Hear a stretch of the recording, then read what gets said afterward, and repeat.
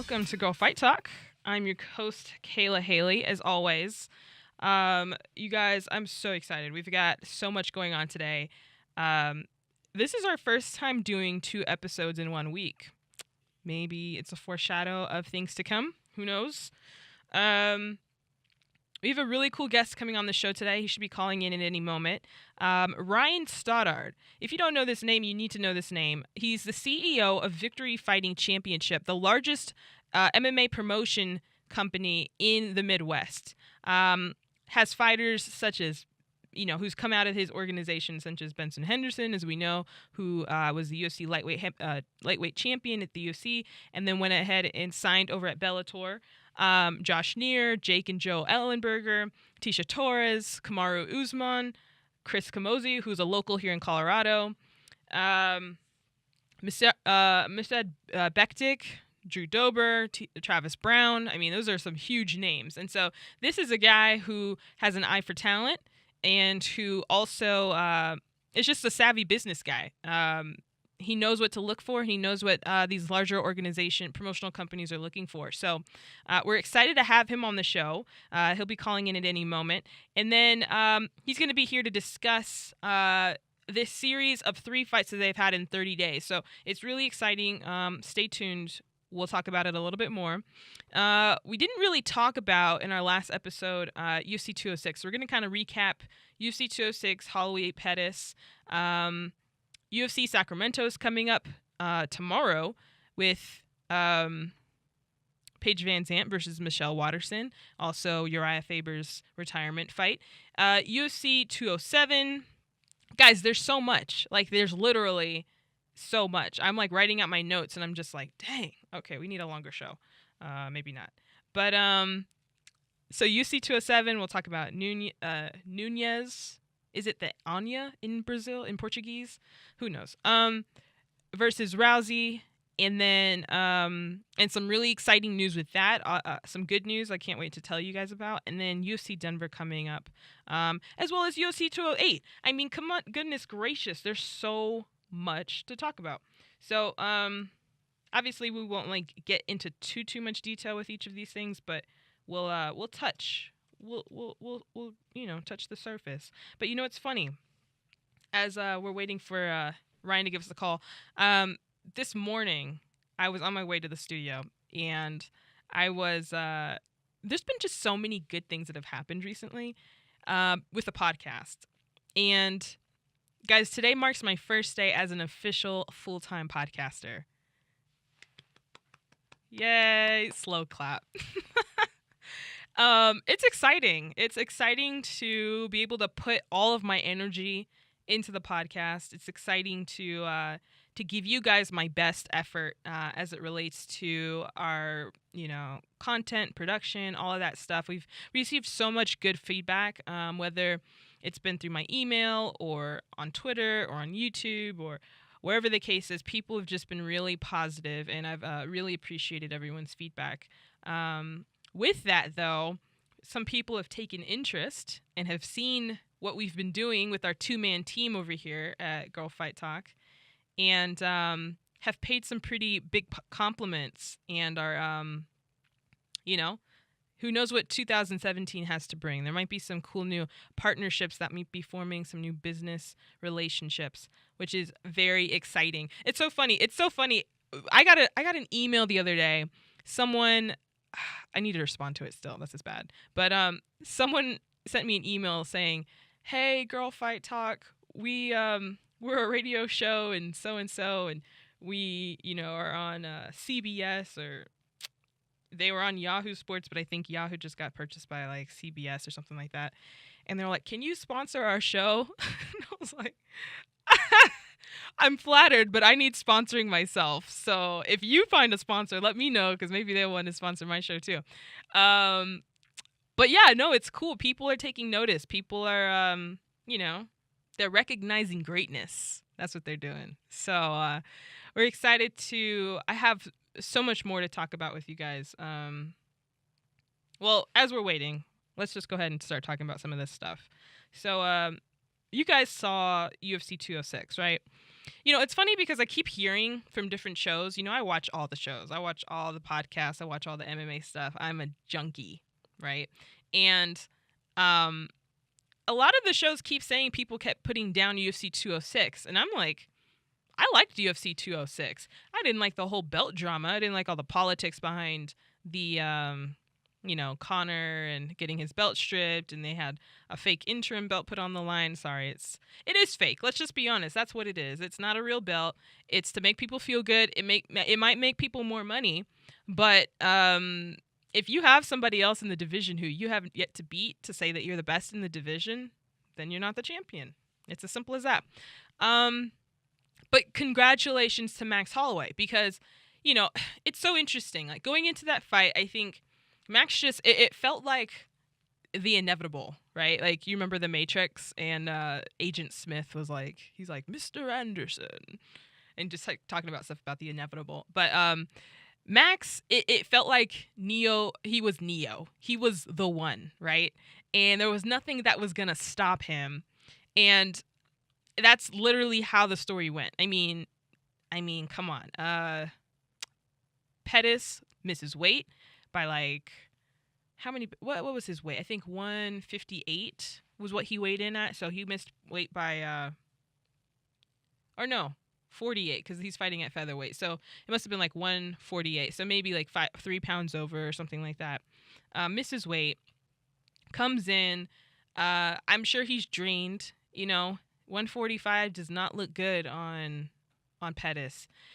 For these smaller guys, the more weight that you lose between weight classes, it's a larger percentage of who you are as, like, your body weight as a person. So the cut between let's say, well, honestly, there's a lot of weight in between these bigger weight classes as well, but a 185er cutting to 170 is a smaller deal than a 155 fighter cutting down to 145. It's just, even just percentages, it's ridiculous. So I'm so glad Pettis finally said he's going to move back up to 155, where he belongs, where his health, in the end of the day, your health is the most important asset that you have. Your mind, your mental health, and then your physical health are the most important things that you have. And it's wise to take care of those things. But waiting on this call. Hold on one second. Let me make sure we're getting this call, because I could keep going, but I don't want to mess this up thing here. Okay, one second.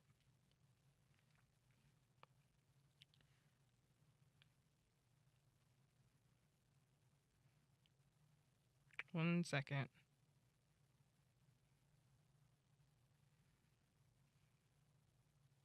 Okay. Hopefully we'll get a response here soon. But yeah, so basically Max Holloway wins the fight, right? Pettis comes in, loses weight, misses weight for the first time in his career, is not able to, and then, what's crazy about the whole thing is then, because he misses weight, it's only a title fight for Max Holloway, not for Anthony Pettis. So now it's just this weird mixed match, like, whole situation scenario where the title's only on the line for one person, which is weird, but we all kind of felt like we said, like, Max was kind of like the one. He was Neo in this situation. And so I think people kind of like were able to kind of like, oh, okay, well, he, we feel like he's going to win anyway. So we don't feel as bad that maybe Anthony didn't make weight. Not to say we didn't want him to, but I'm just saying that's kind of how the cookie crumbled a little bit. So Max wins. He's fired up. He's like, you know what? I'm going after, what's his name? Jose Aldo. And so I think that they're talking about putting that event on the UFC 208 card in February in Brooklyn next year. It'll be like the second really big fight in New York that the UFC will put on. And so I think that that's a great card to put it on. I think that if I know Max talked a lot about, missing his birthday, missing different holidays, and then not wanting to miss his son's birthday in case Jose does not actually come through and come to the fight. I think that's a very valid concern to have. And now that he's in a bit of a position of power and has some leverage, I think he has the right to make sure, even within some kind of clause or whatever within his contract, to say, you know what, if Jose Aldo does not come, I just like the same way that they had two fighters. They had Tim Kennedy, and they had, who was the other fighter that they had weigh in kind of for no reason, but he was kind of like a backup. I think that they need to do something like that for Max Holloway. I think they need to do that for all title fights, in my opinion. But just kind of have a guy who is in the reserves, ready to fight in case someone gets injured, in case something falls through. I think it's only fair to, and it's a good business, insurance plan as well, because you're not then worried about a fighter saying, oh, well, I don't want to have to take this fight short notice. Well, no, you were prepared to take the fight in either direction. And I think that's something that the UFC needs to continue to do as like a common practice leading into fights. Let's see what we've got. That's my mom. I thought I was getting like an important text, and I was like, oh, it's my mom. Okay. Goodness. So, yeah, so that was UFC 206. Another highlight from that event, I was so fired up for Cowboy. So I am a Cowboy fan, and it's been hard to be a Cowboy fan at 155, but he's made it so much easier to be a fan at 170. He has been destroying his competition. Now, granted, Cowboy's always a slow starter. He never is able to just, right out the gate is able to kind of just push the pace, own the fight. It's kind of like he eases into the fights, which gives his opponents the opportunity to inflict damage on him early on in the fight. And so it's kind of this melancholy. They were exchanging Cowboy and who did he fight? Cowboy and Matt Brown. But honestly, they looked slow. They looked lethargic. That's what I tweeted out. I said that these guys look super lethargic. It's like they want to push themselves and go, but it seems like their on button, just their primer wasn't really pumping. But eventually, and Cowboy had been showing Matt the head kick maybe 4 times until in the second round, he just hit him flush with it. And that was one of those scary head kicks. Like, that was one of those head kicks that kind of make you, like, with your primal instincts, you're like, yeah, like, with the Roman gladiators, you're like, kill him, kind of thing. But then, like, in your, like, more civilized attitude, you're like, dang, this sport is brutal. That kick would have been scary with headgear on.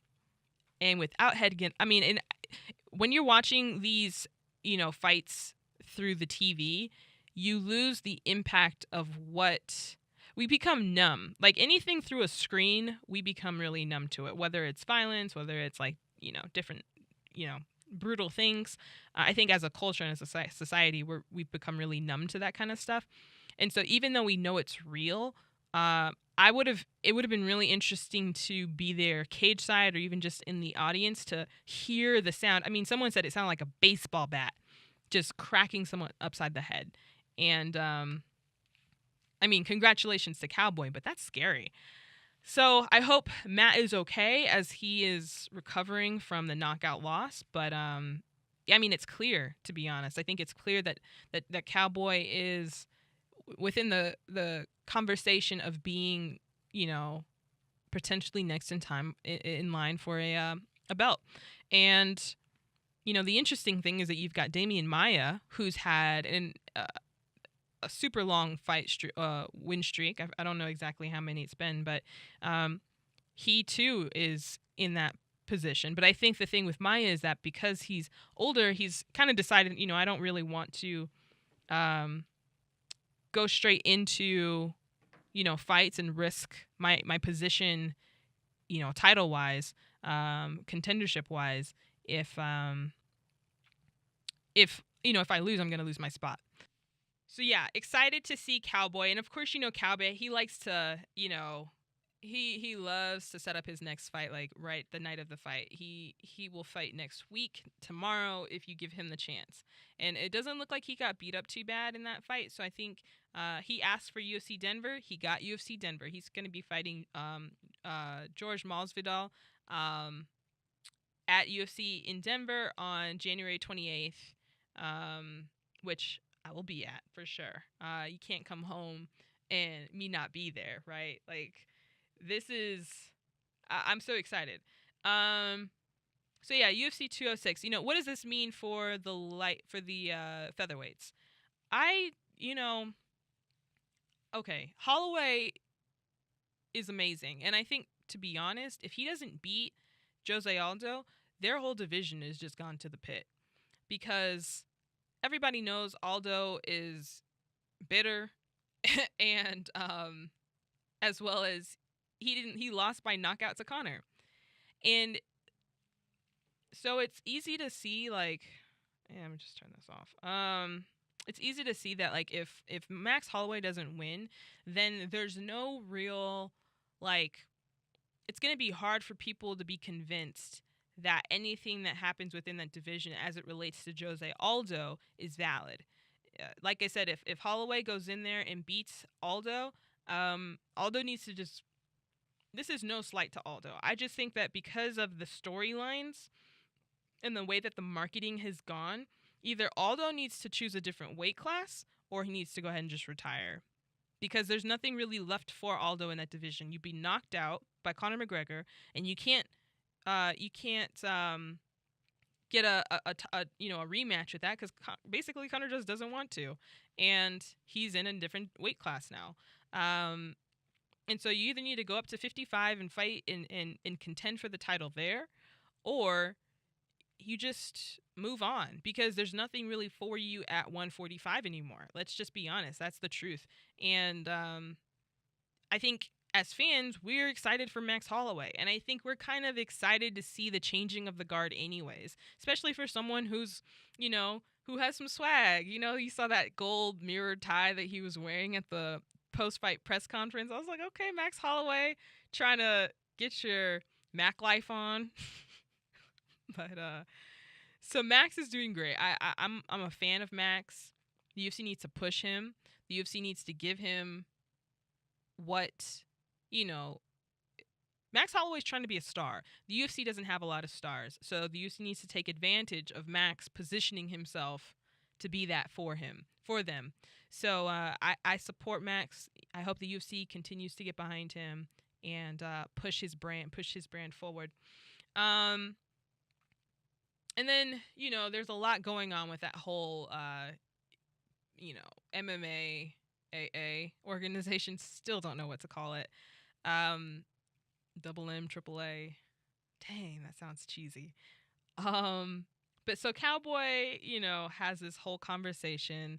They had this whole press conference like 2 weeks ago.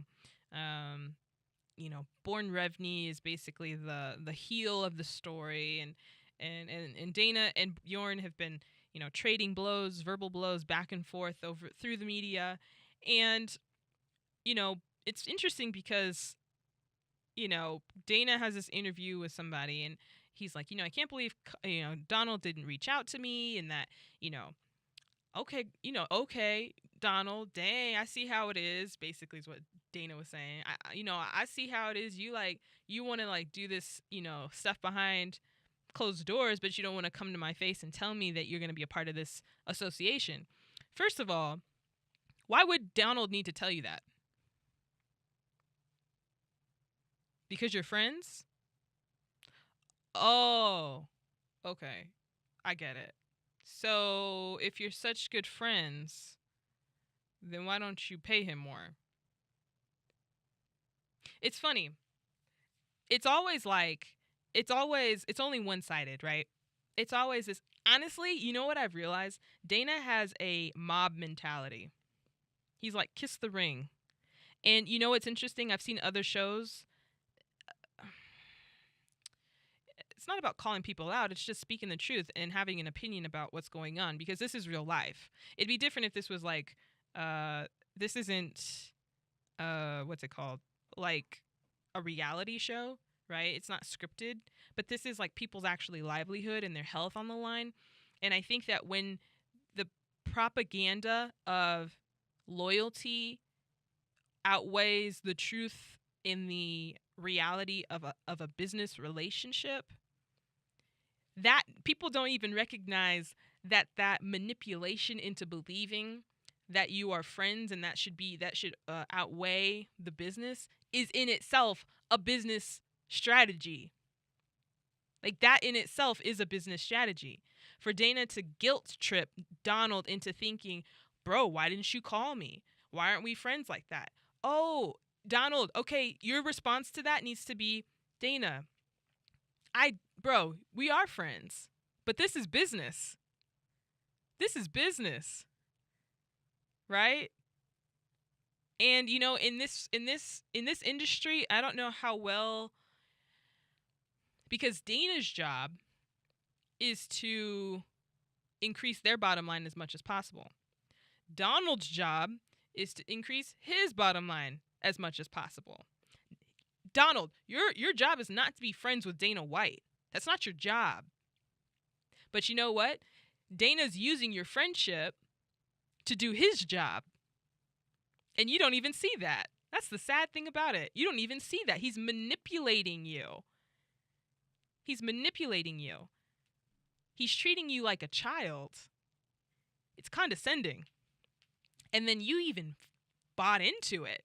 You're like, oh, it's like when your parents get upset with you and you have to just take your whooping like a man. What? When I heard him say that, I was like, you've lost. You've lost. Oh, don't even talk about being a part of an association. You don't have the mental fortitude to be a part of this thing. You don't have what it takes to fight Dana or to even recognize the situation for what it is, to even realize that you're a pawn within the whole situation, Donald. I love you as a fighter, brother. I do. But this whole like business, warfare kind of thing, you're just, you've kind of proven to me that you're not necessarily cut out for it. And that's why fighters have agents. And that's why fighters have lawyers. Because they know their place. Like, let's just be honest. Conor is a unicorn. Does Conor even have an agent? Conor could be his own agent. Conor is his own agent. He's strategic. He's intentional. He's timely. Because he could do a lot of the things that he does in the wrong time and it wouldn't have the same impact or effect. But he does do it at the right time. Like, even Dana said it. He's like, Dana, Conor and I have a great relationship. And yet, but Conor doesn't just play chess with these guys. Conor plays chess with me. And I think Dana actually kind of appreciates Conor's smart. Conor's so smart. He's savvy. He's so savvy. And he recognizes who he is in the game of MMA and the business and the actual, athletic competition of it. And he wins. He wins a lot. And he has a high, I was telling my dad the other day, I was saying, it's interesting because I think a lot of people, and it's interesting. I've reached out to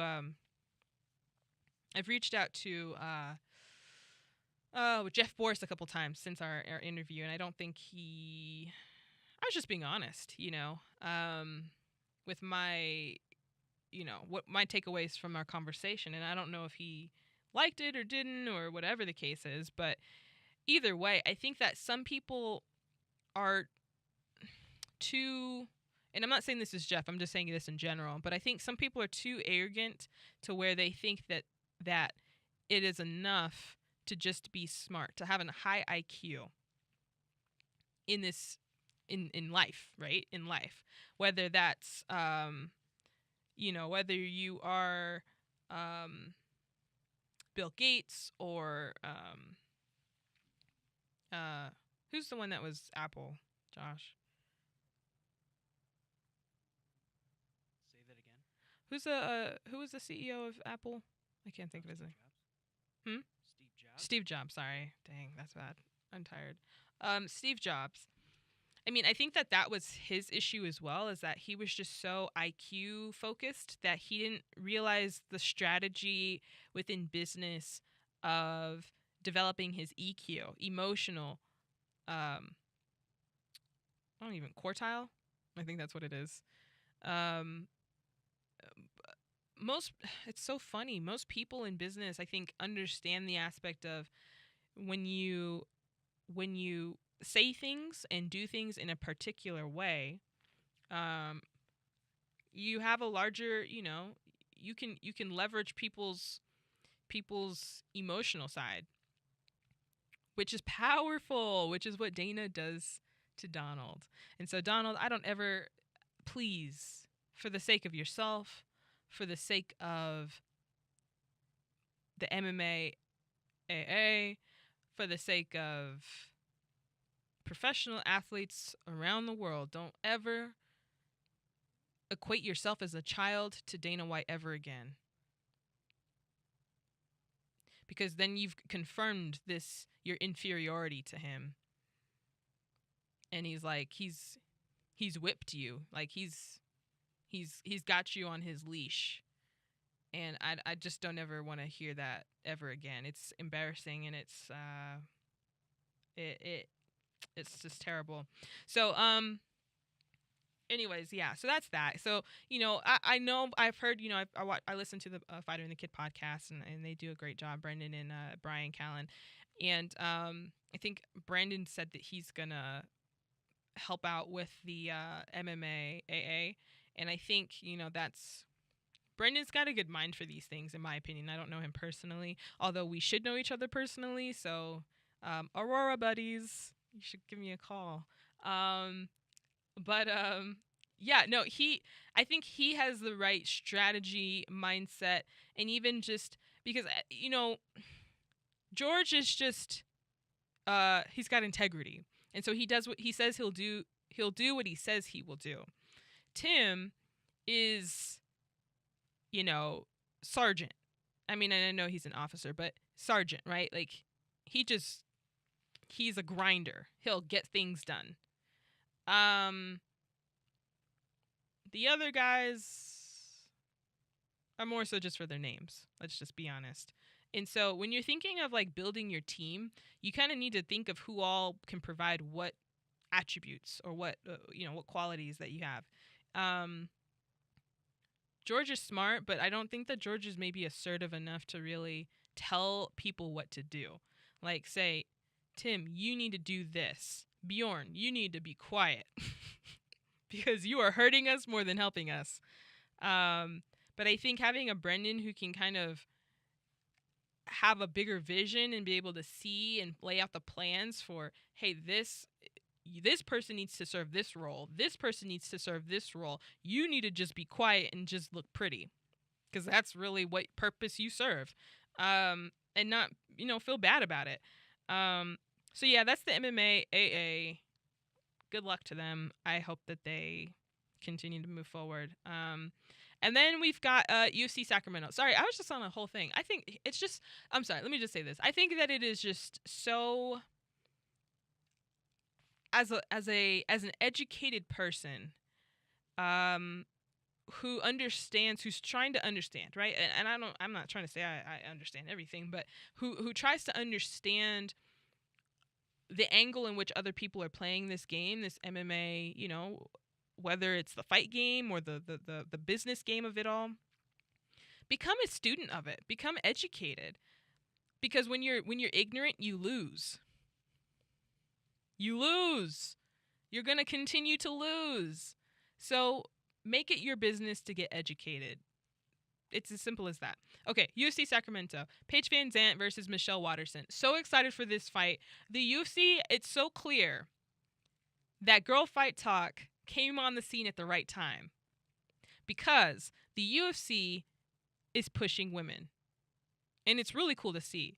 You've got UFC 200, albeit by default and lots of transitions, and it wasn't the first, priority, but you had Miesha Tate versus Amanda Nunes fighting for the, women's 135 title, UFC 200 in Las Vegas. And then you have this UFC Sacramento card headlined by 2 women. You've got UFC 207 headlined by Nunes and Rousey. You've got UFC in Denver headlined by Shevchenko and Venezuelan's Vixen. Dang. This is so bad. I always forget. This is so terrible. And then it's going to come back to me. Juliana Pena. Dang, Juliana. This is 2 times. I'm so sorry. And then UFC 208, which was just announced this week. Holly Holm versus Arandamine, right? And so that's going to be at the big card in Brooklyn. And so it's clear to me that the UFC is pushing women, which is really cool. And they're introducing the 145 title at that fight at UFC 208. So we'll get to that with the whole Cyborg thing. Don't worry. And so I think UFC Sacramento is a great opportunity for Paige to continue to push her brand, as well as just show how amazing of a fighter she is. I mean, her last fight, she won as like a what was it, like a switch roundhouse kick, knocked the girl out. Paige is on a roll, you know, and so it's obvious that the UFC is pushing her against Michelle Waterson. I think that Paige is just stronger. I think just to be honest, I think Paige has grown and matured so much as a UFC fighter, and I think under the tutelage of, you know, the tough with Uriah Faber, with Buckles, all the different guys, I think that she's going to continue to just grow into an amazing fighter. And so that'll be a great fight. And then obviously it's Uriah Faber's retirement fight, and he's going to be fighting against Pickett. And so that's going to be a fight, you know, a great fight. Pickett, we all know he has KO power, and so I hope that, you know, Uriah fights smart. But I think that Uriah, it being his retirement fight, I think he will win it, especially being in the new arena in Sacramento. This is his hometown. I mean, like, he's going to be praised like the son of Sacramento that he is, right? And so with him even just growing, in a lot of ways, growing California MMA, Northern California MMA, it's going to be a big event for him. And I hope that he feels the support and just the, you know, the acknowledgement of what he has done for the smaller weight classes in general. I mean, let's be honest. Uriah Faber is owed a lot of credit to where even just the smaller weight classes are, even coming into the UFC. So I hope that he feels a sense of appreciation from the fans and from even just the other fighters and the UFC as a whole. I can't wait to see what he does post-fighting career. UFC 207. Okay, big news. I mentioned it a little bit on our last podcast, which was with a great, you know, host with Misa from Boulder Food Rescue. So you guys know Rousey versus Nunes is coming up at the end of this month. Girl Fight Talk is going to cover that, right? And so, you know, what's interesting is we've made some new friends. I've been hustling, you guys. I've been hustling to make relationships, to just make friends, you know, ultimately. And I think for me personally, I genuinely like to meet new people. I genuinely like to become friends with people. And so I was introduced to Claire Teitgen, who, if you didn't hear the last episode, she is the founder of this nonprofit called Bullied But Not Broken. And she and her dad and pretty much the whole family have been supported by multiple times by the UFC to come out to different events. She was there for Ronda's fight against Kat Zingano. And then she went out, I think, again for, I think it was one of Connor's fights. And you know, the UFC is just like in love with this girl, and which is awesome, because I think her message about being bullied, right? Like Claire is 14. She just, and I'm gonna talk to her more about this when we do an interview. But she just was not kicked out, but left her school basically, because of just more bullying and being the victim of bullying. And it's amazing to me how this is still. I mean, bullying will always be an issue to the end of the day because of insecurity, because of mainly it's just because of insecurity, and how that's manifested, whether it's manifested. And a lot of times girls tend to bully on the emotional side, right? You're not going to be our friend anymore because you don't dress, Mean Girls, right? Regina George, was that her name? On Tuesdays we wear pink, or what? I don't even know. Wednesdays, whatever day it was. Josh is laughing.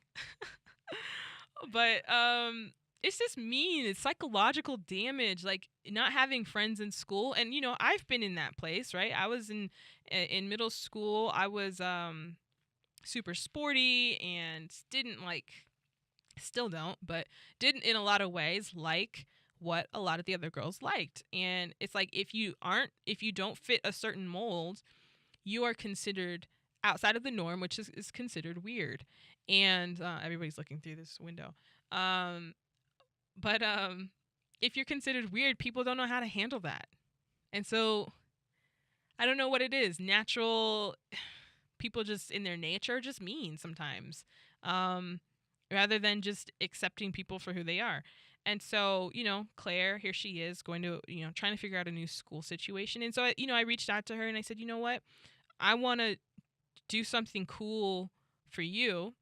And so we invited Claire to come with us to UFC 207.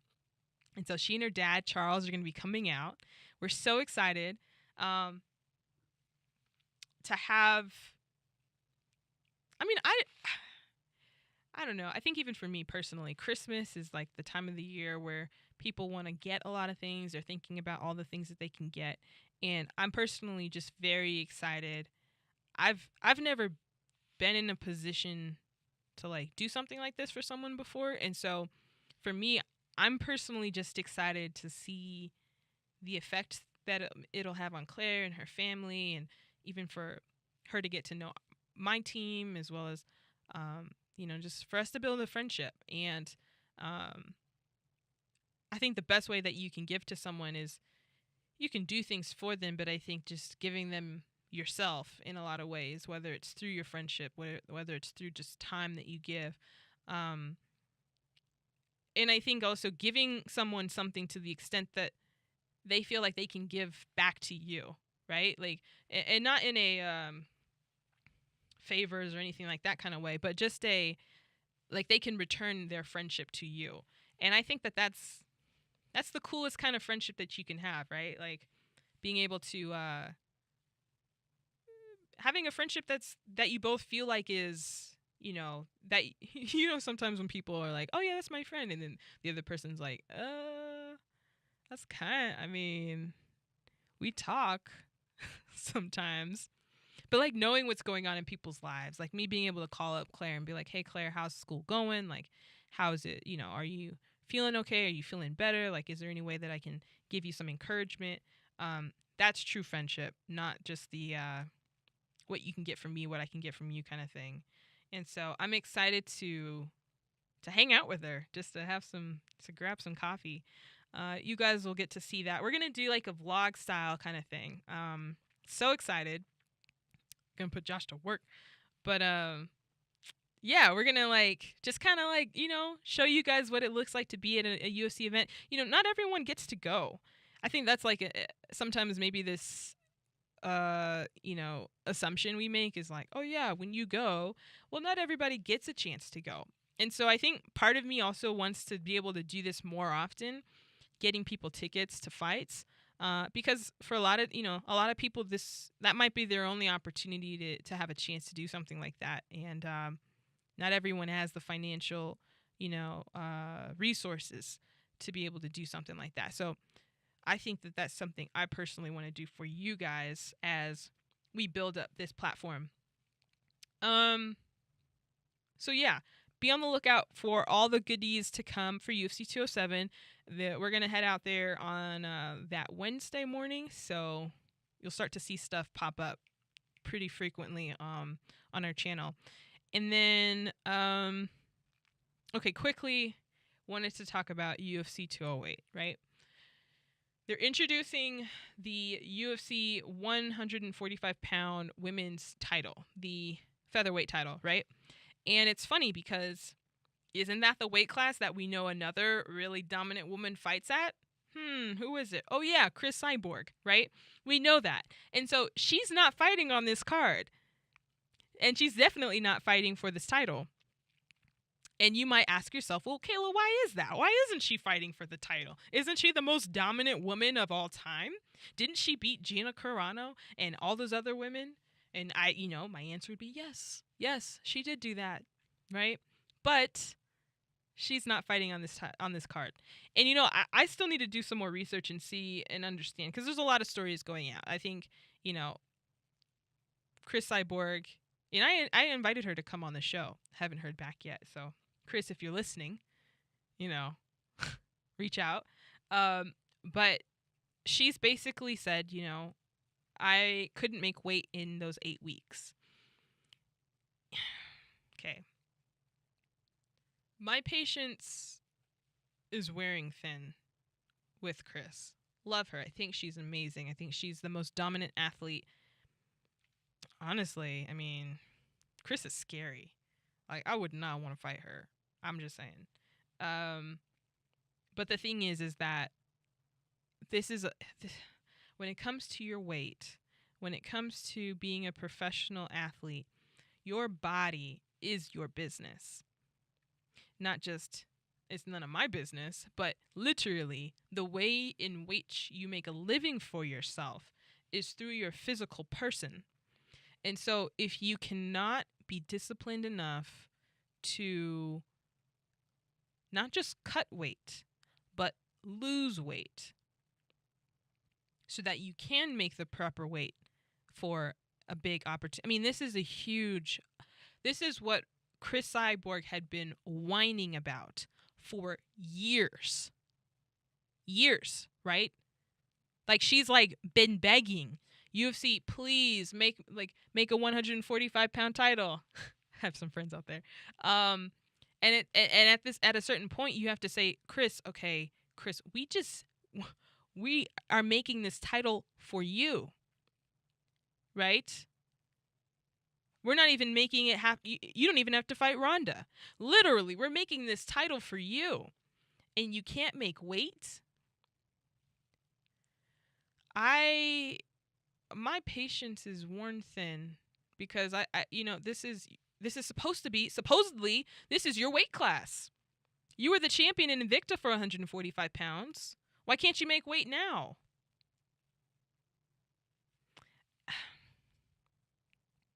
It's frustrating because I think, at a certain point you have to just accept, to be honest, I like how Holloway accepts different, either in the octagon defeats or outside of the octagon defeats, and she kind of just accepts it and I think takes a certain amount of personal responsibility. And I don't hear Cris taking any responsibility, even if it's just I've heard reports about her having depression and these different things, and I think that even in that certain stance, I think that you've got to even allow someone who represents you to make a statement on your behalf, even if it's just we wish we would have loved to have taken this opportunity at this time. Unfortunately, Cris is not in a place emotionally, or not in a place mentally to prepare for a fight to the best of her ability. And so at this time we're going to have to decline the offer, although we recognize that the UFC gave us every opportunity to accept this fight. It's us who is not able to make this fight, right? And I guess the other question is then, well, why does the UFC have to make the fight right now? I don't know.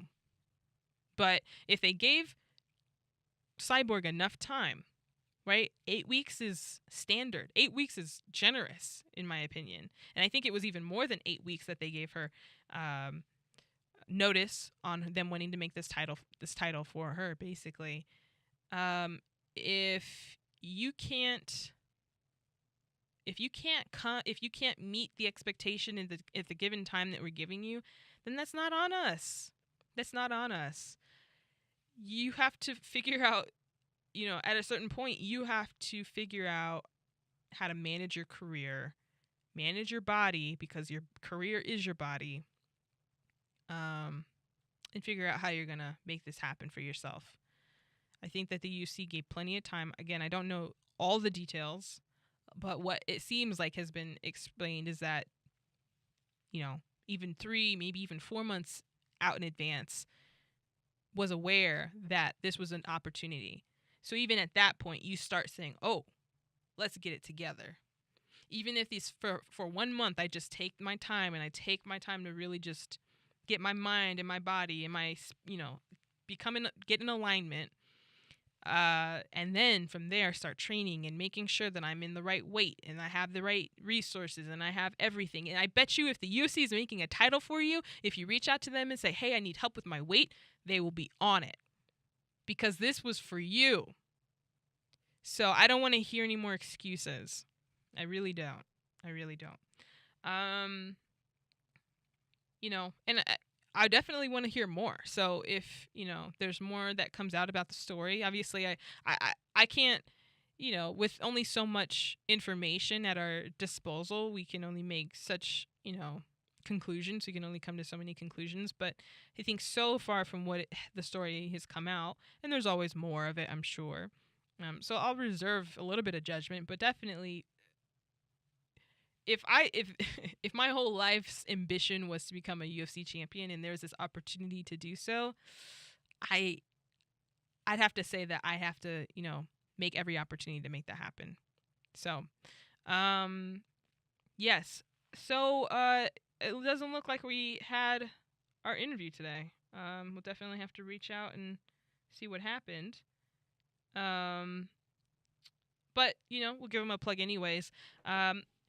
Victory Fighting Championship is going to be, number 55 will be on Friday, December 23rd. It'll be live on UFC Fight Pass. So go ahead and subscribe to UFC Fight Pass. You guys can get, I don't even know how many days, maybe it's a month, subscription for free or something like that. You get like a trial period for free. So go ahead and sign up for that. It's going to be in Topeka, Kansas. And this is the third of a series of 3 fights that they've had in 30 days, right? So very ambitious of this organization. They're the biggest in the Midwest. And, they're excited to present this to UFC Fight Pass. So if you guys are a fan of just fights in general, or if you are, in or around the Kansas area, definitely check out Victory Fighting Championship. So yeah, if you guys, are interested, definitely check it out. I'll be giving it a look, and, we're excited to hopefully have Ryan on maybe after the fights. He can kind of give us a wrap up and what to look forward to in the new year. So we definitely are so grateful for you guys' support. Follow us at Girl Fight Talk on Twitter. We're on www.girlfighttalk.com. And continue to give us more Christmas songs, because we had a great time singing Mariah Carey. So cool. We'll see you guys next week. Bye.